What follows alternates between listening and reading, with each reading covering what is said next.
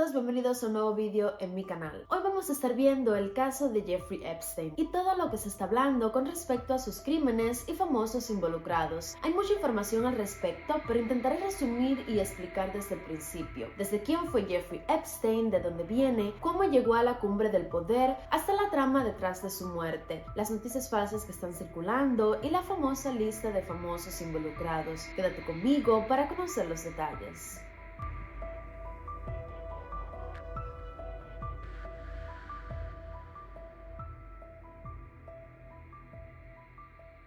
Jeffrey Epstein nació el 20 de enero de 1953 en Brooklyn, en el estado de Nueva York, en Estados Unidos. Sus padres eran judíos y se casaron un año antes de su nacimiento. Los Epstein eran una familia humilde. Su madre trabajaba como ayudante escolar y ama de casa, mientras que su padre trabajaba de jardinero en el departamento de recreación de la ciudad de Nueva York. Jeffrey y su hermano menor Mark crecieron en un vecindario de clase media y asistieron a varias escuelas públicas cercanas. Con apenas 5 años, Jeffrey aprendió a tocar el piano y todos a su alrededor le auguraban una brillante carrera como músico. A sus 15 años asistió al National Music Camp, donde muchos aseguraban que estaban en presencia de un prodigio por su increíble talento para la música. Sin embargo, la carrera musical de Jeffrey se detuvo ahí. Desde muy joven demostró sus capacidades para relacionarse con todos y llevarse bien con cualquiera.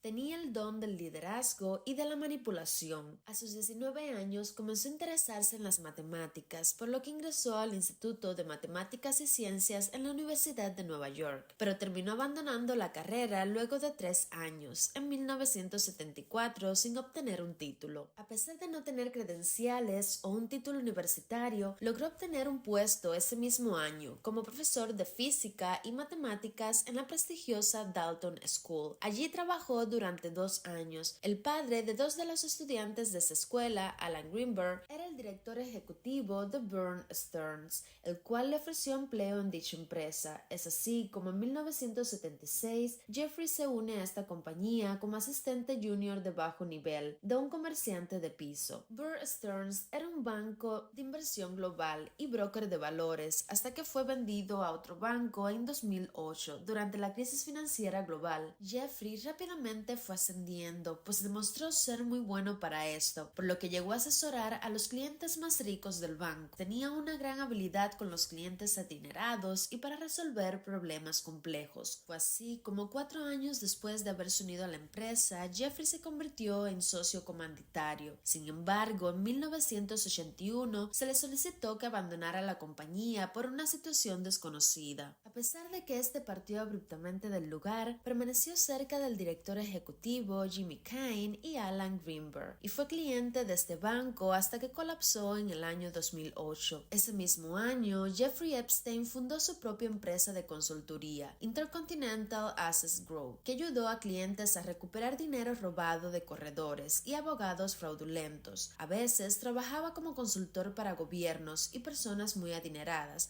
para recuperar fondos malversados, mientras que otras veces trabajaba para clientes que habían malversado fondos. Con los años, Jeffrey fue perfeccionando su habilidad para escabullirse de los problemas y su asombrosa audacia para convencer al resto de que hiciera lo que él decía. En 1986 conoció al multimillonario Leslie Wexner, presidente y director ejecutivo de L Brands y Victoria's Secret. Un año después, Jeffrey se convirtió en asesor financiero de Wexner y fue su mano derecha, cosa que lo ayudó a terminar de consagrarse. Para 1995 ya tenía gran poder sobre varias empresas, entre ellas la Fundación Wexner Heritage y Wexner Property. Esto hizo que él ganara millones de dólares en honorarios, pues trabajaba para personas con bastante dinero que confiaban en él. Para 1996 ya tenía una gran fortuna en el banco y esto también implicaba temas fiscales importantes, por lo que en 1998 se fue a las Islas Vírgenes de Estados Unidos y compró una isla. Era una propiedad privada de 75 acres. Estableció allí sus empresas fantasmas, pues al trasladarse a las Islas Vírgenes,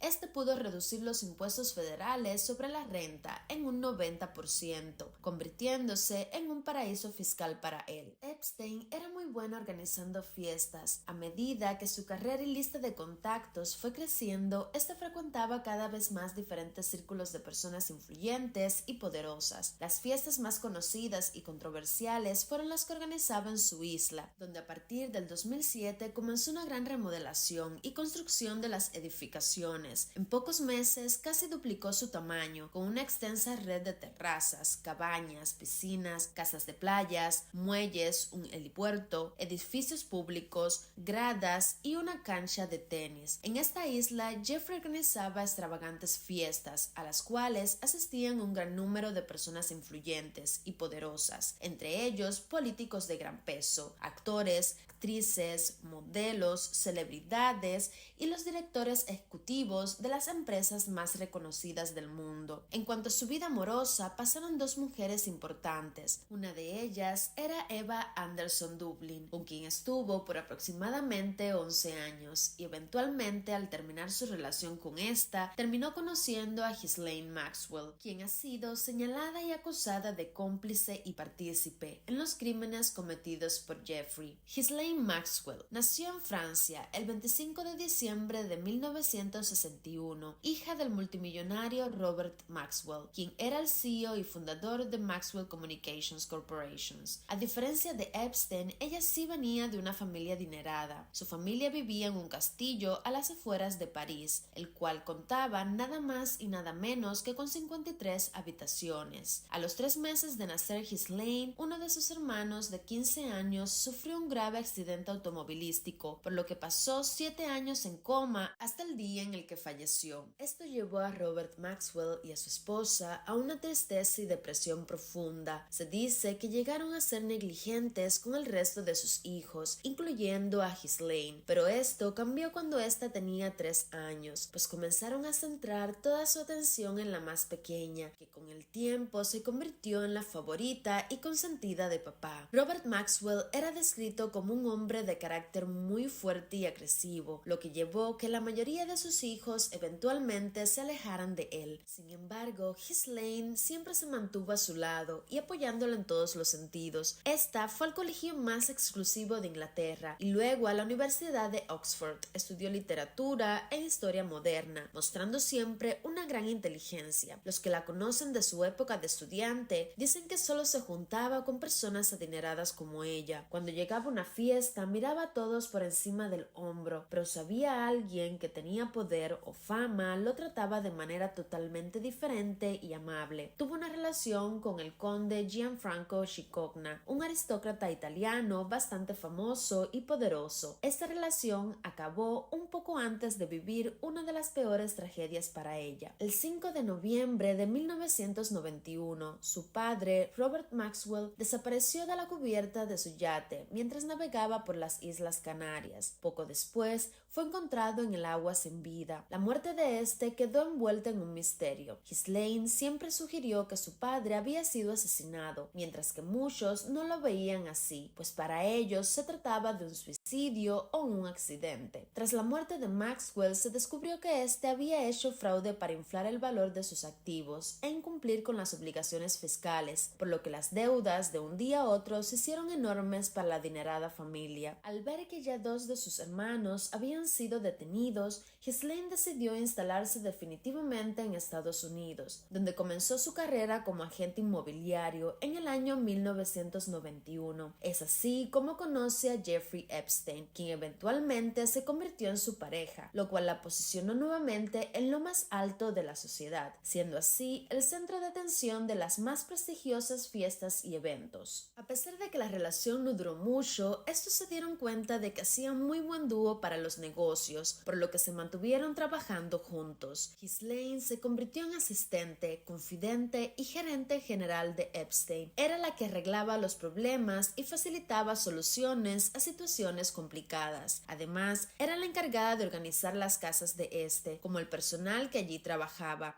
el cual tenía la obligación de firmar un convenio de confidencialidad. Pero la peor parte es que era ella precisamente quien reclutaba a las chicas menores de edad para luego llevarlas a casa de Jeffrey. Hasta que un día empiezan las acusaciones en contra de Jeffrey Epstein, de parte de diferentes chicas diciendo que este abusó de ellas durante un gran periodo de tiempo. En el año 2005, la policía recibe la denuncia de una mujer, la cual decía que su hijastra de 14 años había recibido $300 por dar un masaje a un señor de unos 50 años en una gran mansión. Según el testimonio de la menor, había sido obligada a sacarse la ropa y había recibido una propuesta de carácter sexual. Las autoridades quedaron atónitas cuando les dieron la ubicación de dicha casa, pues era la mansión del multimillonario Jeffrey Epstein. La policía comenzó un arduo trabajo de espionaje, siendo discretos, pues no querían que Epstein, en caso de ser culpable, buscara una salida a este problema a través de sus reconocidos abogados o contactos. La investigación duró meses. Se recolectaron testimonios, se grabaron entradas y salidas de su casa, con vigilantes que seguían cada uno de sus pasos las 24 horas del día. Fue así que descubrieron cómo la casa de Epstein era visitada por adolescentes constantemente, lo que indicaba que aquella denuncia era tan solo una de las tantas chicas que habían sido abusadas por este hombre, pues eran llevadas al lugar bajo la promesa de que recibirían dinero por realizar masajes a Epstein, y en medio de la sesión, este ofrecía duplicar la oferta a cambio de que hubiera un intercambio íntimo, sin importarle que la mayoría de las chicas eran menores de edad y que provenían de familias humildes. Luego les ofrecían más dinero para que les trajeran nuevas víctimas. La policía terminó descubriendo que Epstein ya había sido declarado culpable de pagar a menores de edad para que le hicieran masajes en su mansión. Tenían demasiadas pruebas en su contra, los testimonios de más de 40 chicas y una larga lista de antecedentes. Frente a toda la evidencia, un juez aprobó una orden de allanamiento y registro a la casa de Epstein, pero sorpresivamente allí no encontraron absolutamente nada, al punto de ser sospechoso, pues en la propiedad faltaban computadoras, los videos de seguridad habían sido borrados y todo estaba extremadamente limpio. Al parecer, alguien interno lo había alarmado y este se encargó de limpiar y eliminarlo todo. El fiscal decidió no continuar con la investigación, pero el jefe de policía presentó toda la evidencia al FBI, quienes se involucraron en el asunto, y Epstein fue llevado a juicio. El fiscal general de Florida, Alexander Acosta, permitió a Epstein llegar a un acuerdo bastante particular, el cual fue catalogado como el acuerdo más ventajoso para un reo en la historia del sistema judicial norteamericano. Epstein se declaró culpable del cargo de solicitar prostitución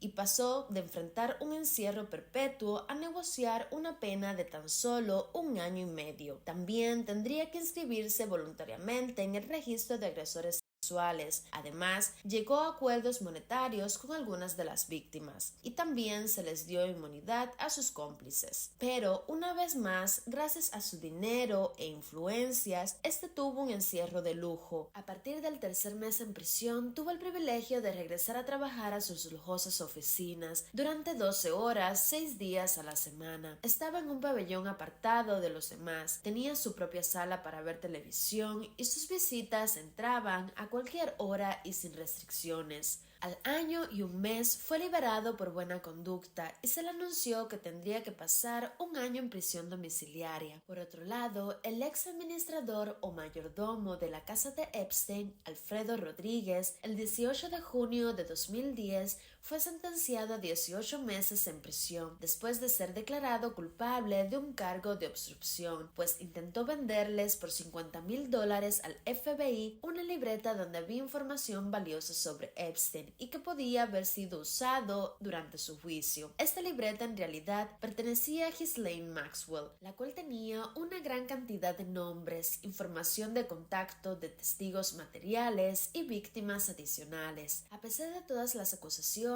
las fiestas en su isla privada regresaron. Este se mostraba feliz y sonriente en cada cámara televisiva que lo captaba como si nada hubiera pasado. Repetidamente, las familias de las víctimas fueron ignoradas hasta que poco a poco ya nadie sabía de ellas. Durante casi 10 años este vivió impune. Sin embargo, un grupo de personas continuó siguiéndole el paso y colectando más información, descubriendo algo que los dejaría estupefactos. Fue así como el 6 de julio de 2019 Jeffrey Epstein fue arrestado en el aeropuerto de Teterboro, en New Jersey, por cargos de tráfico sexual, pues se descubrió que no solo abusaba de menores, sino que las ponía a disposición de sujetos tan enfermos como él. Las chicas menores desfilaban y bailaban para los invitados, y esta era la razón por la cual recibía tantos beneficios y tenía tanta influencia, pues a muchas personas poderosas les había brindado estos servicios especiales en sus fiestas. Les conocía sus más oscuros secretos. Era un depredador que alimentaba a otros depredadores. Todos le temían, pues Epstein sabía demasiado. El día de su arresto en el 2019, alrededor de una docena de agentes del FBI forzaron la puerta de su casa en Manhattan. Allí encontraron un número incontable de fotografías sexuales sugerentes, algunas de ellas de chicas que parecían ser menores de edad. Además, en una de las cajas fuertes se encontraron discos compactos, repletos de material erótico que comprometían e involucraban a personas influyentes de la élite, los cuales usaba para chantaje y así verse beneficiado. Con toda la evidencia recabada, Jeffrey Epstein fue encarcelado en el Centro Correccional Metropolitano de la ciudad de Nueva York, y a pesar de que ofreció una fianza de $600 millones,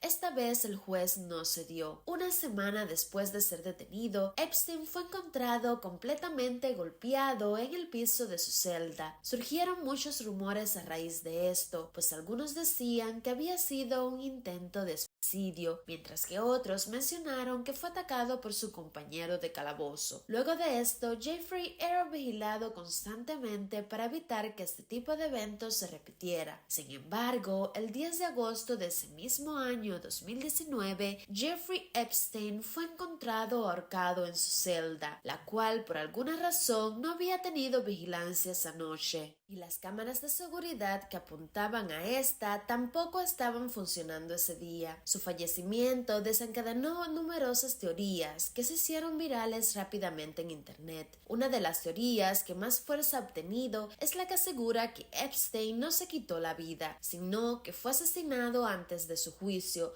para que no pudiera declarar y comprometer a todas las personas influyentes que están involucrados con este caso. Por otro lado, Ghislaine Maxwell estuvo prófuga de la justicia por varios meses, hasta que fue arrestada en una mansión a las afueras de Nueva York. Esta fue juzgada y condenada a 20 años en prisión, pues quedó comprobado que era ella quien reclutaba a las menores de edad para que Epstein abusara de ellas. Acosta, el fiscal que hizo el acuerdo que terminó liberando a Epstein de prisión anteriormente, se encontraba trabajando como secretario de trabajo de Donald Trump para el momento en el que la muerte del empresario explotó en los medios. Debido a los escándalos que lo involucraban, renunció a su puesto y se alejó del ojo público. El príncipe Andrew, otro de los señalados y relacionados con Epstein, respondió y se defendió de las acusaciones, pero sus explicaciones no convencieron a nadie, por lo que su imagen pública se dañó grandemente y aún está siendo investigado. Jean-Luc Brunel, empresario francés y fundador de una agencia de modelos, también fue detenido y acusado de partícipe en los delitos cometidos por Epstein. Este también apareció muerto en su celda y las causas de su fallecimiento aún siguen siendo investigadas. Hace un par de días han sido liberados 40 documentos relacionados con el caso de Jeffrey Epstein. De aquí la famosa lista, que en realidad no es una lista, sino documentos donde se mencionan personas influyentes y otras no tan influyentes en contextos diversos. Estos documentos salen de una demanda ya resuelta, presentada por una de las víctimas de Jeffrey Epstein,